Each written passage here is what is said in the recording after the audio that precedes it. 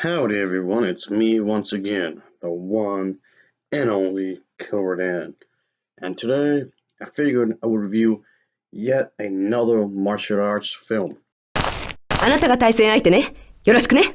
So the film I'm going to be reviewing this time around is the movie titled Fury of the Silver Fox, which was released in 1983, at least the American version anyway, and also was titled matching Escort, of course, in the same year.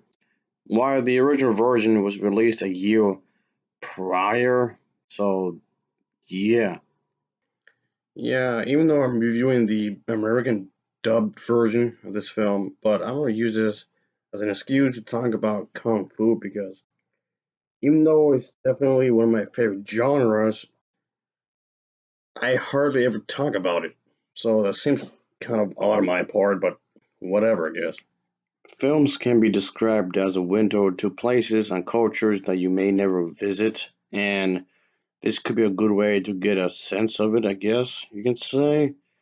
And of course, live up to me of finding some of the most obscured kung fu films out there, which in some ways is kind of the point of what I want to do here. And yeah, this is definitely a wired one. It's kind of weird in some ways, but I mean that as a good thing, of course. I mean that as a compliment. So yeah, I like these old movies because the storylines can be described as experimentations. Yeah, they're willing to experiment with different ideas. So, of course, anyway, as usual, folks, I do have to talk about the plot. So let's just get into it, shall we? So here we go. So, of course, we see that our main character is a woman, of course. And yeah, she's pretty much just taking the fact that she has a difficult life. There's this prince who pretty much wants to marry this individual, but that's just a major no-no in this place in this area. When the woman's parents are brutally murdered, let's just say that a kung fu master known as Silver Fox takes this girl under his wing. Of course, there's going to be a training montage and whatnot. Of course, or training of some sort, I guess you can say. Of course, and teaches her some killing techniques, I guess you can say. So let's just say, yes, basically, it's again um, another revenge type of story, which yes is actually pretty common in these martial art films. So yeah, another again a revenge story. Yeah, they use a revenge story so many times in these features.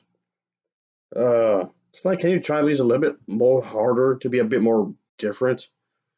But hey, you have to set off the journey somehow. But that's basically what's going on here. Yeah, we still have to deal with the whole prince thing, of course, obviously, and the fight scenes are actually really good. I like the fight scenes here, and they're pretty violent, of course.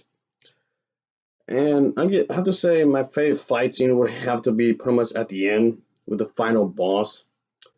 And yeah, it gets pretty yeah, crazy. I'm not gonna spoil anything, but just wow. That ending though, just yeah, they're really trying to go for like excitement, I guess you can say, which is fine. Because the thing is that when it comes to these martial art films, having the final boss be the toughest one of them all, it's like a trademark, pretty much. So of course that's to be expected, which I don't mind really. But yeah, I liked for what it's worth, um I liked it, of course, even though the dubbing wasn't great, but for what it's worth, like I said, I enjoy myself for what this is, of course. It's pretty action packed, it's pretty straightforward, of course. This female fighter, of course, has to fight, take care of business because her parents were brutally murdered. And yeah, we get that right away. So of course she swears revenge to do what she has to do, of course, and she undergoes this brutal training, of course, in martial arts in order to do what she has to do to bring justice, of course. Yeah, it might be a weird little movie in some ways, of course, but that's fine. I didn't mind it really. The sets and costumes are rather I guess creative in their own way. I liked it. Yes, of course. Sure, this may not have the biggest budget in the film. Obviously, it's one of those should be made movies, but still, I liked it. I like what they were doing in this one, folks. So yeah, this movie, of course, it's definitely yeah. It's what's the best way to describe this? It's basically like a kung fu feature on acid. That's definitely is because it's it's crazy. But hey, I don't mind these kinds of movies because I do realize a lot of these old martial arts films I tend to try to experiment, of course, compared to nowadays when it comes to the more modern action flicks. Yeah, it's just unfortunate that the English dubbed version of this film is like the only one I can find. And in order to find the actual original version of this film can be proved rather difficult. And yes, the version I've looked into has this VHS tape look to it, which to some extent I kind of don't mind it really because I'm really used to it, I guess. So yeah, of course, it's gonna look a bit grainy in a lot of ways. So there's that. But I don't know. I can't really complain too much. At least I was able to watch one of these movies. I guess you're gonna say. But yeah, this is pretty action packed. It's fairly straightforward. The pacing wasn't too bad. I guess you can say, and I like the outfits that the characters had in the film. Really trying to give you a sense of the time period in which this is supposed to take place. Which I've noticed the vast majority of these films I would review often take place in not really in the modern day era of Asia.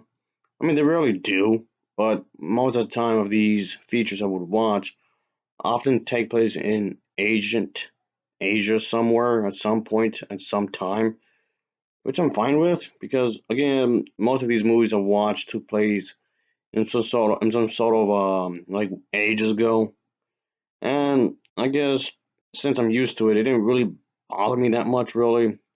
And in to some ways, I kind of prefer it. These movies would take place in some time long ago. So yeah, that's not too bad. Uh, yes, the dubbing needs work, I guess you can say, but as for the acting, despite the fact there's like a language barrier, I guess you can say, the acting is still solid from what I can tell. Even if I'm viewing the English dub version, the acting wasn't too bad, of course, from the actresses and actors. Well, they don't make them like they used to. Yes, I realize that by saying that, someone's going to tell me that, okay, I'm grandpa over here for saying that. Well, I am over 100 years old, folks, so keep that in mind. Anyway, I'll give this film an overall rating of a 7.0 out of 10. It's a 7.0 out of 10 for me. And of course, as always, thanks for watching and take care. Until next time, see ya. Oh yeah, later. Yeah.